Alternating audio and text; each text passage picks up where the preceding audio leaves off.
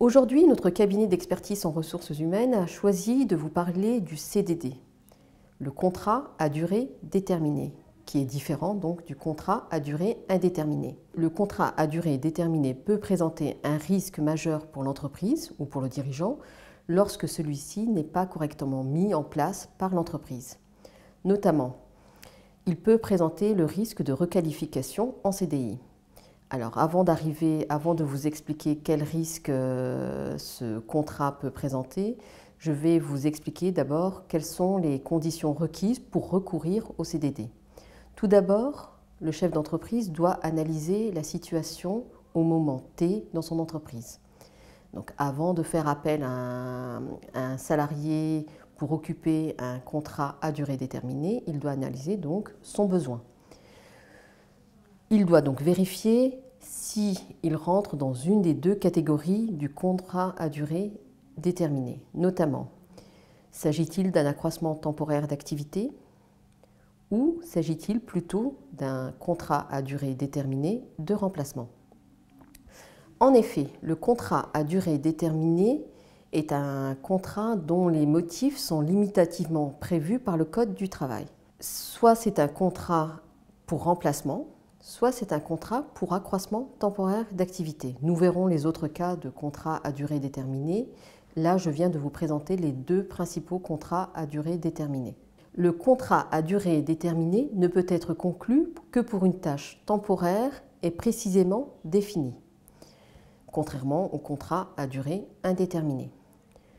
Le contrat à durée déterminée pour accroissement temporaire d'activité doit pouvoir être vérifié au moment où l'employeur fait appel au salarié pour occuper cette mission. Le contrat à durée déterminée, que ce soit pour un remplacement ou un accroissement temporaire d'activité, est limité dans le temps. Il ne peut dépasser la durée de 18 mois, renouvellement inclus. Nous verrons plus tard que le contrat à durée déterminée peut être renouvelé jusqu'à 2 fois depuis la loi El Khomri. Le contrat à durée déterminée doit respecter un formalisme précis lors de la rédaction du contrat de travail. En effet, le salarié, outre la durée limitée de son contrat de travail, il doit avoir connaissance du motif de recours du CDD. Donc, pour l'accroissement temporaire d'activité, le chef d'entreprise doit notamment indiquer quel est ce type d'accroissement temporaire d'activité. Je prends un exemple. Pour les entreprises dans le bâtiment, le chef d'entreprise doit notamment indiquer le nom du chantier sur lequel doit intervenir le salarié en contrat à durée déterminée pour accroissement temporaire d'activité. Lorsqu'il s'agit d'un contrat à durée déterminée de remplacement, le salarié permanent provisoirement absent doit être désigné dans ce contrat. Le salarié embauché en CDD de remplacement doit savoir quel salarié il remplacera, et notamment quelle est sa qualification. Nous verrons ultérieurement que pour le CDD de remplacement, une obligation supplémentaire est rajoutée, qui est notamment celle de respecter la rémunération du salarié provisoirement absent. Que ce soit le CDD pour accroissement temporaire d'activité ou le CDD de remplacement, ces deux types de contrats doivent prévoir dans le libellé donc, du contrat de travail la prime de précarité d'emploi. Cette prime est due pour les CDD, qu'ils soient conclus pour accroissement temporaire d'activité ou pour remplacement, et équivaut généralement à 10% de l'ensemble des rémunérations perçues par le salarié, renouvellement inclus. Comme je viens de l'expliquer, le CDD de remplacement a une particularité supplémentaire par rapport au CDD pour accroissement temporaire d'activité. Outre le fait de désigner nommément la personne, donc le salarié permanent provisoirement absent, et également le motif de son absence, est-ce qu'il est absent pour maladie, pour formation, pour congé, pour maternité. Donc le CDD de remplacement doit également reprendre, indiqué dans le paragraphe concernant la rémunération, donc le montant de la rémunération du salarié provisoirement absent, donc ce qui veut dire que le salarié embauché en CDD de remplacement doit en principe être payé au même taux et aux mêmes conditions que le salarié permanent provisoirement absent. Il est possible de déroger à cette règle si l'employeur prouve que le salarié embauché en CDD de remplacement n'occupera pas toutes les tâches, ne remplira pas toute la fonction du salarié permanent provisoirement absent. Dans ce cas, le CDD de remplacement devra libeller les conditions d'embauche et notamment préciser en quoi consiste ce remplacement partiel du salarié permanent provisoirement absent. À défaut, le contrat pourra être requalifié et pourra donner droit, s'il y a contestation devant le Conseil des prud'hommes, à indemnisation. Le CDD pour accroissement temporaire d'activité peut être renouvelé jusqu'à 2 fois, dans la limite de 18 mois, tandis que le CDD de remplacement peut être renouvelé au-delà de la durée de 18 mois, tant que le salarié provisoirement absent, donc le salarié permanent, est absent. Et ce, à condition qu'il n'y ait pas de coupure entre les renouvellements. Il peut être renouvelé autant de fois que le nécessite l'absence. À l'issue du contrat de travail à durée déterminée, le contrat prend fin de manière automatique, ce qui ouvre droit au versement d'une prime de précarité d'emploi pour le salarié. Toutefois, si l'employeur souhaite conserver ce salarié, car un poste vient d'être créé ou que le salarié, par exemple dans le cadre d'un CDD de remplacement, le salarié permanent provisoirement absent venait à ne plus reprendre son poste car il a démissionné ou autre motif, à ce moment-là, il est possible donc de transformer ce CDD, qu'il soit donc pour accroissement temporaire d'activité ou CDD de remplacement, il est possible de le transformer en embauche définitive. Pour cela, l'employeur devra faire un avenant pour embauche définitive et reprendre surtout donc l'ancienneté et les mêmes conditions d'embauche que le contrat de travail initial. Il existe d'autres types de CDD que nous allons voir tout de suite. Il existe notamment le CDD dit saisonnier. Donc saisonnier car le recours à ce type de CDD se fait par saison. L'employeur ne peut pas pourvoir à ce type de CDD pour pourvoir à un accroissement temporaire d'activité ou pour un remplacement.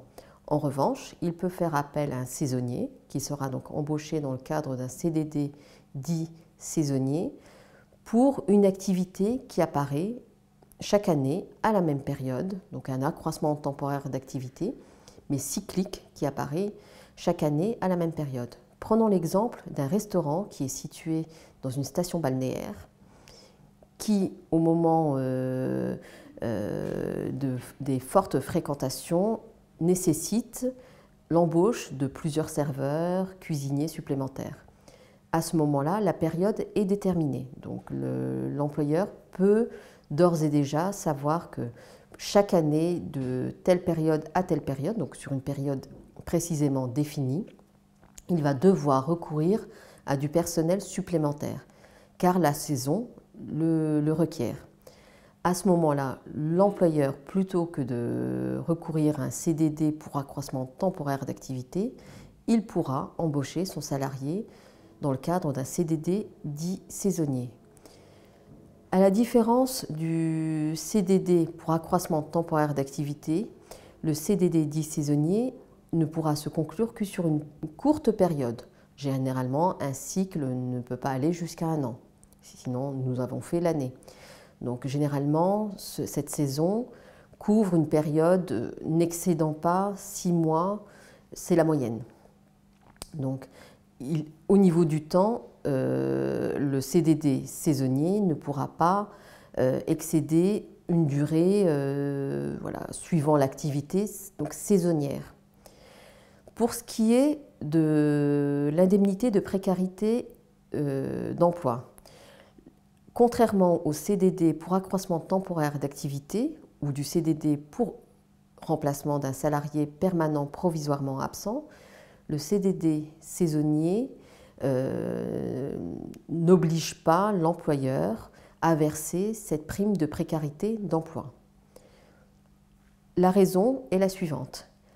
Puisque c'est un recours saisonnier, ce salarié pourrait être amené à occuper chaque année la même fonction au même restaurant ou dans la même entreprise, donc chaque année.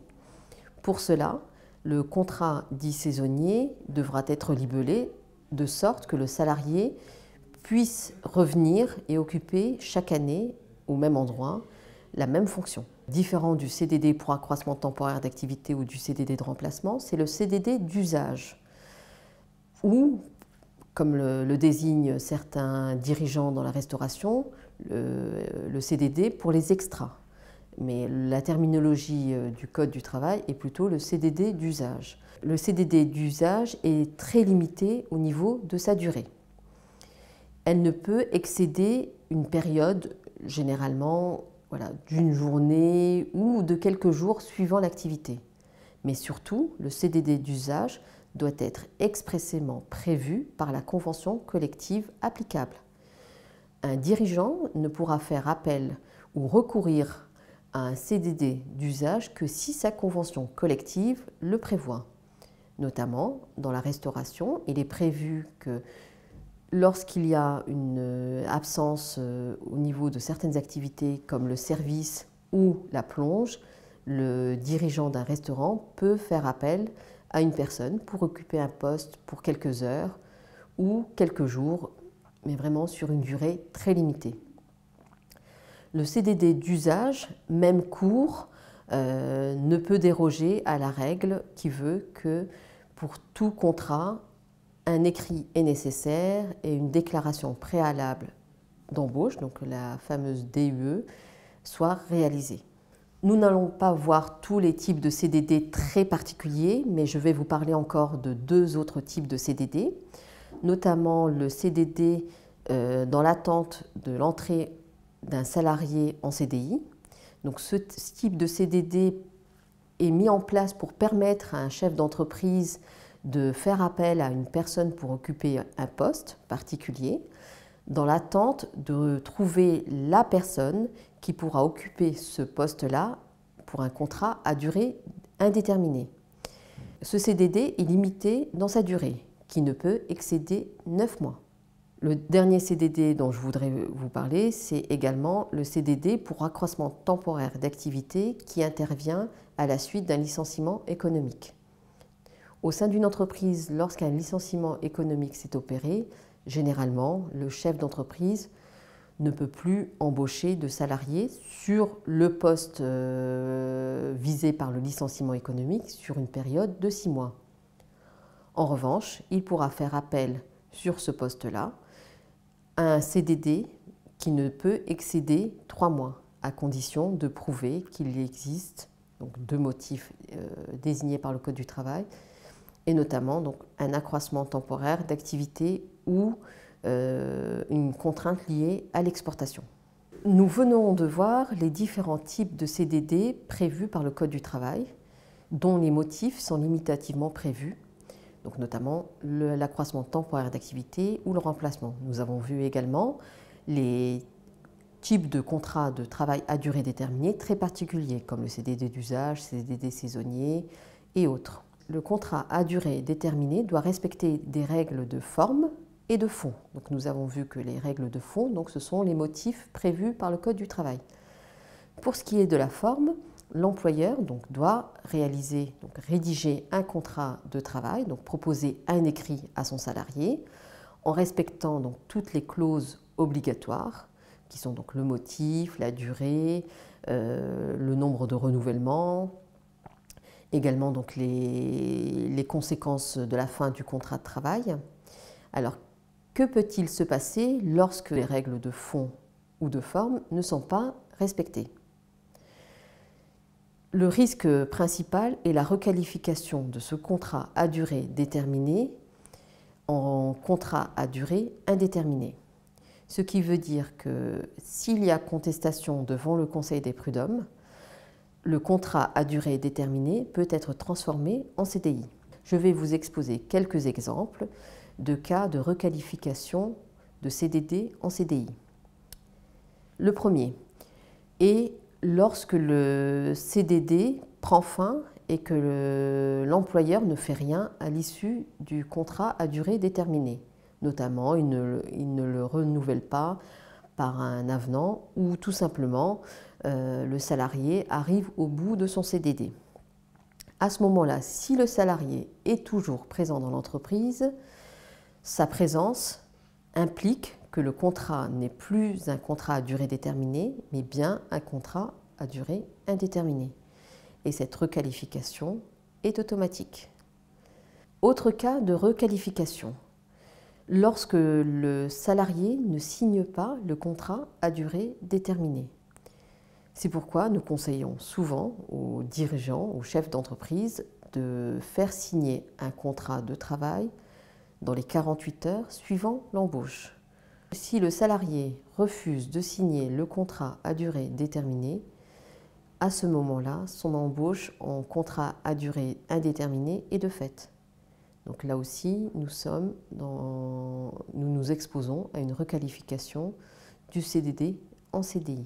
Si le contrat à durée déterminée ne respecte pas les règles liées à sa durée. Nous allons prendre par exemple le cas du contrat à durée déterminée dans l'attente de l'embauche d'un salarié en CDI. Nous avons vu que celui-ci est limité à 9 mois maxi.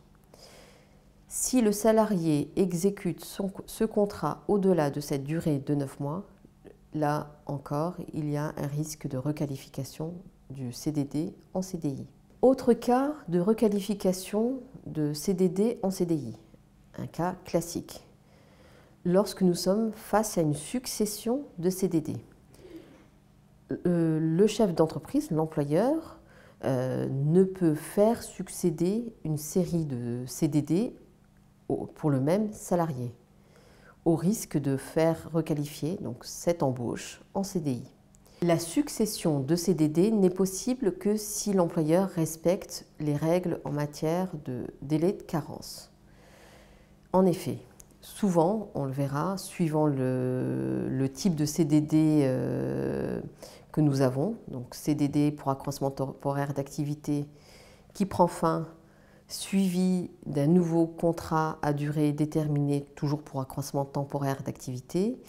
Cette succession ne pourra être possible que si l'employeur et le salarié respectent un délai de carence qui souvent atteint le tiers du temps de la durée du contrat de travail initial.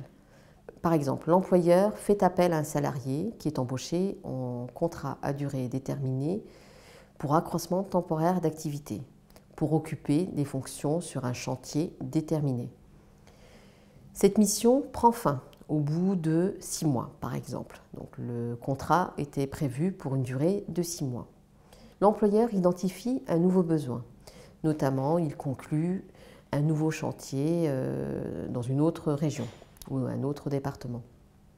S'il souhaite conserver le salarié qui vient de terminer son contrat à durée déterminée pour accroissement temporaire d'activité, il ne pourra le faire que s'il respecte un délai de carence.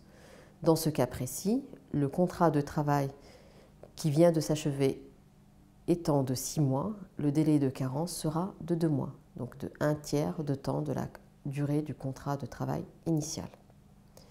À défaut, cette succession de CDD sans respect donc, du délai de carence précisément défini donc, par le Code du travail expose l'employeur à une requalification du CDD en CDI. Enfin, autre exemple de risque de requalification de CDD en CDI, c'est bien sûr lorsque l'employeur recourt à un CDD sur un motif erroné. Autre cas de requalification de CDD en CDI, c'est notamment le cas lorsque l'employeur fait appel à un salarié pour occuper un poste en contrat à durée déterminée, que ce soit pour accroissement temporaire d'activité ou pour remplacement d'un salarié provisoirement absent, alors que ce motif n'existe pas. En effet, c'est souvent le cas lorsqu'il est prouvé que ce salarié à occuper un poste relevant de l'activité normale et permanente de l'entreprise. La requalification est à ce moment-là prononcée souvent par le Conseil des prud'hommes saisi qui va vérifier si au moment où l'employeur a fait appel à ce salarié pour occuper ce CDD, le motif existait. Alors attention, lorsque vous avez recours au CDD, à vérifier que le motif existe au moment T. Pour plus d'informations sur les règles de forme et de fond pour mettre en place un contrat à durée déterminée en toute sécurité, vous pouvez vous rendre sur notre site internet www.so-solution.fr.